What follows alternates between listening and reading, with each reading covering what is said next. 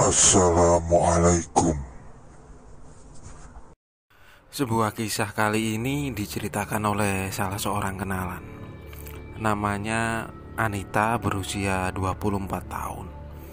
Nah, Anita ini tinggal dan bekerja di Yogyakarta, di sebuah toko pakaian. Jadi di tempat kerjanya si Nita ini disediakan fasilitas tempat tinggal. Jadi di belakang tokonya itu ada 2 kamar dan di situ ditinggali oleh karyawan yang bekerja di tempat itu. Jadi pada suatu ketika si Anita ini yang memang memiliki seorang pacar namanya Firly, yang memang juga berasal dari kota Yogyakarta. Tapi Firly ini waktu itu dia diajak kerja oleh kakaknya di sebuah pabrik di daerah Bekasi. Nah, awalnya si Nita ini cukup keberatan karena jarak mereka itu terlalu jauh. Tapi Firly ini bilang kalau dia di sana itu ikut kakaknya dan gajinya itu lebih besar daripada tempat kerjanya dulu. Nah, akhirnya dengan berat hati si Nita ini mengizinkan Firly untuk kerja di Bekasi. Nah, awal mula Firly ini ikut dengan kakaknya. Tapi belum sampai 1 bulan si Firly ini bilang kalau dia itu pengen cari tempat kos sendiri atau kontrakan. Nah, ketika kakaknya waktu itu sempat melarang si Firly karena dia ini baru saja di Bekasi dan belum banyak kenalan di tempat itu. Tapi Firly dengan sopan, dia ini bilang kalau biarlah aku belajar mandiri, Mas. Padahal sebenarnya Firly ini cerita kalau dia kurang nyaman tinggal dengan kakaknya, yang waktu itu memang kebetulan sudah berkeluarga dan memiliki 2 orang anak kecil-kecil. Nah, akhirnya Firly ini sempat mencari tempat kos-kosan dan kontrakan. Kakaknya pun membantunya supaya dia ini dapat tempat yang tidak jauh dari tempat tinggal kakaknya itu. Tapi mereka belum juga menemui tempat yang cocok dengan alasan harga yang cukup mahal. Apalagi Firly juga belum memiliki banyak tabungan karena dia baru saja bekerja di Bekasi. Selang beberapa waktu, salah seorang temannya si Firly, teman kerjanya waktu itu, dia menginfokan kepada dia kalau ada tempat kos itu harganya agak murah, tapi lokasinya itu cukup lumayan jauh, hampir 3 kilometer. Nah, awalnya Firly ini tidak mempermasalahkan soal jarak karena kebetulan dari Jogja dia itu bawa kendaraan sepeda motor. Pada akhirnya setelah pulang kerja, waktu itu si Firly dan temannya itu mengecek tempat kos-kosannya itu, yang sebenarnya itu tempatnya kurang disukai oleh si Firly karena lewat gang itu kecil. Setelah itu masuk dan kos-kosannya ini seperti bangunan cukup lama. Apalagi waktu itu di depannya itu ada sebuah pohon mangga yang cukup besar sekali, dan sepertinya pohonnya ini kurang terawat. Bahkan cabang-cabangnya itu sampai menjulur menutupi teras-teras deretan tempat kos tersebut. Tapi karena tidak enak dengan temannya, si Firly ini ya sudah, yang penting ketemu orangnya dulu. Soal nanti iya atau tidak itu keputusan belakangan.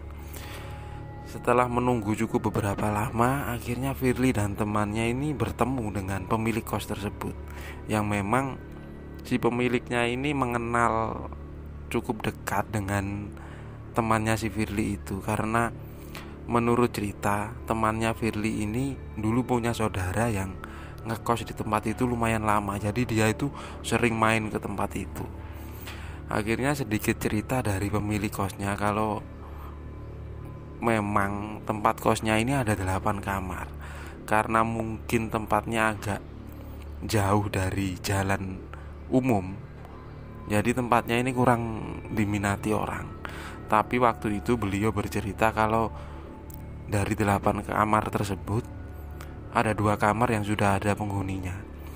Jadi masnya nanti bisa melihat-lihat dulu mau milih kamar yang mana. Kalau cocok, soal harga belakangan gampang. Dan memang tempat kos itu umurnya itu sudah cukup lama, karena beliau ini ternyata mewarisi dari almarhum bapaknya dulu yang memiliki usaha kos tersebut.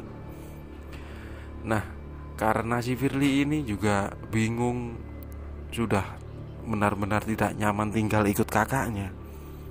Mau tidak mau dia memutuskan untuk mengiyakan tinggal di kos tersebut, apalagi harganya itu memang cukup murah. Tapi yang sedikit masalah bagi Firly sebenarnya adalah kalau kamar mandinya itu berada di luar dan digunakan bersama-sama.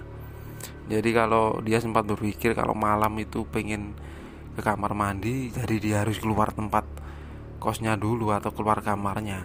Yang menurut dia itu agak seram ketika dia melihat satu pohon mangga yang cukup besar sekali yang tepat berada di depan tempat kos tersebut. Setelah tinggal beberapa hari di tempat kos tersebut, si Firly ini mencoba adaptasi. Dia juga berkenalan dengan penghuni tempat kos itu yang mereka juga bekerja. Jadi kalau siang memang sangat sepi sekali karena melakukan aktivitas masing-masing. Dan kalau malam mereka juga jarang ketemu karena mungkin pulangnya itu juga tidak bersamaan. Nah, kesibukannya si Firly ketika sudah pulang malam, dia ini yang memang kurang suka untuk keluar. Jadi dia itu tinggal di kamar kosnya itu saja sambil menunggui pacarnya atau si Anita ini selesai bekerja. Dan memang Anita itu selesai kerjanya itu sekitar jam 9, kadang itu jam setengah 10 malam. Dan setelah itu mereka selalu berkomunikasi melalui telepon, entah itu telepon biasa atau yang sering itu video call. Pada suatu malam, seperti biasanya, si Anita yang baru saja selesai kerja, dia ini langsung masuk kamar. Yang memang kebetulan di situ disediakan kamar sendiri-sendiri. Jadi setiap orang itu mendapatkan satu kamar untuk menjaga privasi mereka. Setelah masuk kamar, si Nita ini yang merasa kecapean setelah bekerja seharian, dan menurut dia waktu itu tokonya itu sangat ramai. Dia itu langsung berebah tidur di kasurnya dan lanjut telepon si Firly. Yang memang si Firly dari tadi itu tidak ada kegiatan, hanya nunggu teleponnya si Anita. Nah, waktu itu Firly ini bertanya, "Loh dek, kamu gak mandi dulu tah? Apa kamu tadi sudah sholat isya?" Nah, si Anita ini menjawab, "Enggak dulu mas, aku capek, aku pengen berebah dulu." Nah, setelah mereka ngobrol beberapa menit, tiba-tiba si Anita ini ngantuk. Nah, sebenarnya si Firly ini sudah menegur si Nita, "Dek, mbok yang mandi dulu, setelah itu nanti tidur." Malah waktu itu si Anita menjawab, "Bentar tah mas, aku tak istirahat dulu, aku bener-bener capek. Nanti kalau aku ini ketiduran lama, mas bangunin gak apa-apa." Nah, akhirnya si Firly ini menunggui Nita yang sudah tertidur dalam kondisi mereka ini saling berhadapan karena HP-nya itu ditaruh di depannya masing-masing. Tak beberapa lama ternyata entah kenapa si Firly yang sedari tadi itu nggak ngantuk, kok tiba-tiba dia itu ngantuk kemudian terlelap. Dan ketika si Anita ini baru saja tidur, tiba-tiba dia ini bermimpi kalau yang ada di video call HP-nya itu bukan wajahnya si Firly, tapi berganti dengan wajah sosok perempuan yang wajahnya itu berwarna hitam. Dan waktu itu si Anita itu melihat si perempuan itu tersenyum, "Hihihi, hihihi, ini aku, hihihi, ini aku." Nah, spontan waktu itu si Anita ini langsung terbangun. Dan ketika dia terbangun, dia ini mengucuk-ucuk matanya dan kemudian melihat HP yang ada di depannya waktu itu. Dan ternyata si Anita ini melihat si Firly itu juga tertidur. Oh, jadi tadi aku cuma mimpi. Walaupun itu cuma mimpi sekilas, tapi Anita ini merasa agak takut dan pikirannya itu agak gak enak. Kemudian dia membangunkan si Firly. Nah, ketika dia memanggil si Firly berkali-kali, entah kenapa kok Firly ini juga tidak kunjung bangun. Bahkan waktu itu si Anita ini sempat berteriak. Nah, akhirnya dia berinisiatif untuk mematikan teleponnya, kemudian menelpon lagi. Ketika ditelepon, ternyata si Firly ini mengangkatnya. Kemudian dia minta maaf kalau dia juga ikut ketiduran. Kemudian mereka lanjut video call lagi sambil sedikit bercanda untuk mencairkan suasana. Nah, kemudian si Anita ini bertanya kepada Firly, "Mas, kamu sudah sholat ah? Kalau belum, cepet sholat. Nah, setelah itu nanti gantian aku tak mandi." Nah, kemudian Firly yang memang kebetulan belum sholat isya, dia ini keluar ke kamar mandi untuk mengambil air wudhu. Dan waktu itu HP dihadapkan ke arah samping yang di sana biasanya digunakan untuk si Firly ini sholat. Jadi waktu itu Anita hanya memandangi tanpa ada aktivitas siapapun di sana karena si Firly ini menuju kamar mandi. Dan waktu itu tiba-tiba si Anita ini melihat ada sebuah lemari kecil, lemari pakaiannya si Firly itu, dan di atasnya itu ada sebuah gelas, dan di samping gelas itu ada sebuah vas. Dan entah kenapa waktu itu si Nita ini melihat kalau gelas dan vas itu bergerak berlahan. Nah, ketika dia ini mencoba melihat dengan jelas, tiba-tiba si vas itu terus bergerak, seolah-olah seperti ada yang menggerakkannya. Tapi Anita terus memandangi ke arah tersebut. Dan tak lama kemudian si Firly ini masuk ke dalam kamar itu. Dan kemudian dia sempat menengok si Anita dan melanjutkan untuk beribadah sholat. Nah, Anita pun menunggui sampai si Firly ini selesai sholat. Ketika Firly ini selesai sholat, dia ganti izin untuk mandi, setelah itu melakukan sholat. Dan di malam itu Anita cuma bilang, "Nanti aku pengen teleponan sampai pagi. Kalaupun mas ketiduran, teleponnya gak usah dimatiin." Nah, Firly ini bertanya, "Loh, memang ada apa, Dik? Apa kamu pengen cerita sesuatu?" "Enggak mas, aku gak pengen cerita apa-apa. Pokoknya malam ini aku pengen nemenin kamu tidur." Nah, akhirnya malam itu pun berlalu. Keesokan harinya, yang kebetulan memang libur, waktu itu hari Minggu, jadi mereka sebelumnya telepon itu di malam Minggu. Si Firly dan si Nita ini yang kebetulan sama-sama tidak ada kegiatan, jadi mereka itu teleponan sambil mengerjakan kegiatan yang ada di kos seperti bersih-bersih. Tapi sekitar jam 1 siang si Firly ini izin untuk keluar karena dia ada kepentingan mau membeli sesuatu. Nah, waktu itu mumpung di luar, akhirnya si Nita ini ngobrol dengan si Firly tentang cerita tempat kosnya itu. Karena Anita ini gak mau membahas sesuatu yang berada di tempat itu, atau ketika si Firly ini berada di tempat kos. Si Anita ini bercerita kalau tadi malam waktu video call, dia ini sempat mimpi kalau dia ini melihat sosok perempuan yang ada di depannya. Tapi itu mimpi seperti jelas sekali, bahkan itu dalam kondisi dia baru saja tidur. Nah, mendengar cerita itu si Firly ini malah tertawa. Nah, ketika menanggapi pacarnya ini tertawa, si Anita ini malah marah karena dia ini khawatir. Dan ternyata kemudian Firly itu menjelaskan sesuatu. Jadi di tempat kosnya ini memang benar-benar tidak enak sekali. Dia itu baru tinggal di malam pertama tidur di kos tersebut, dia itu sudah merasa diganggu. Si Anita ini marah, "Loh, kamu kok gak cerita mas? Kalau tempatnya gak nyaman, kenapa kamu gak pindah saja?"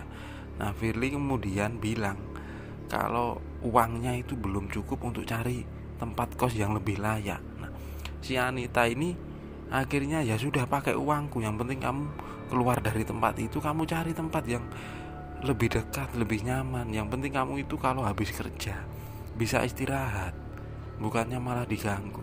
Akhirnya Firly pun terdiam. Dan kemudian Firly dengan pelan-pelan itu menjelaskan beberapa kejadian yang cukup aneh di tempat kos tersebut. Jadi di malam pertama si Firly itu tidur di tempat kos itu, dia memang hampir semalaman itu tidak bisa tidur. Justru dia ini baru bisa tidur sekitar jam 2:30. Dan waktu itu dia merasa ketika baru memejamkan mata, seperti ada suara itu berbisik, berasal dari belakang tempat kosnya. Nah, ketika dia menengok dari tirai jendela, di belakangnya itu tidak ada siapa-siapa. Dan sebuah kejadian yang baginya ini menurut si Firly ini juga aneh.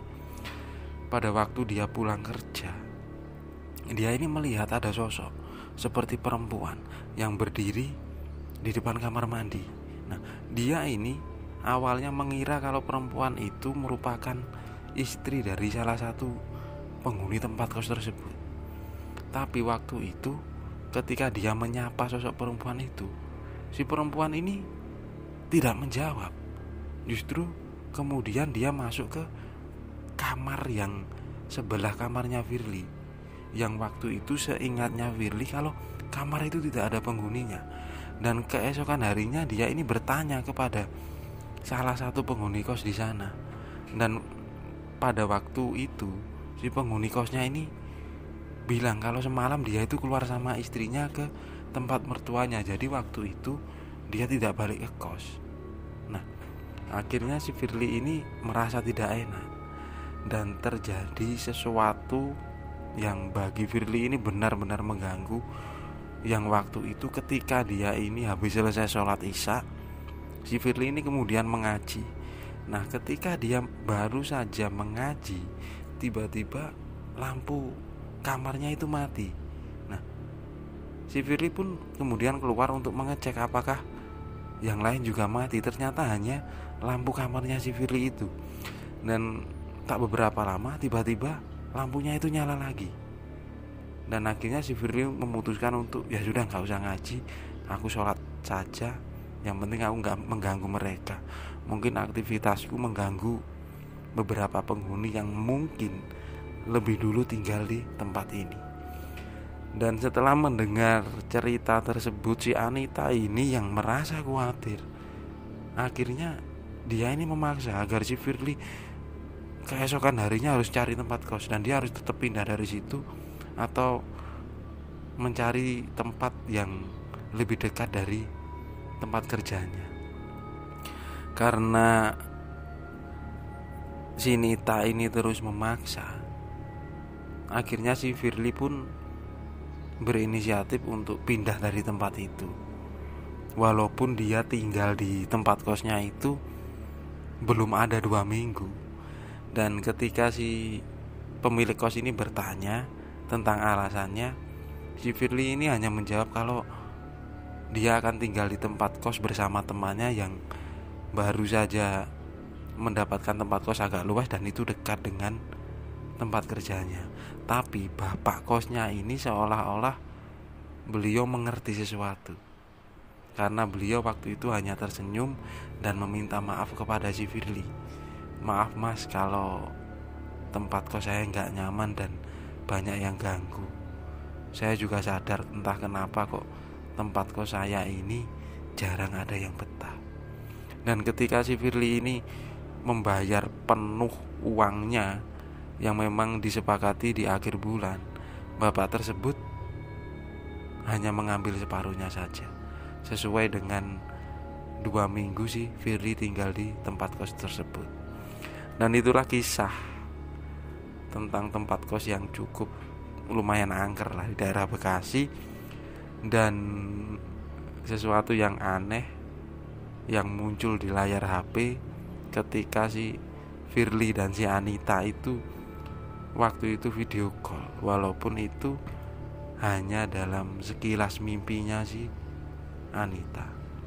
Terima kasih buat teman-teman yang sudah menonton video ini, dan wassalamualaikum warahmatullahi wabarakatuh.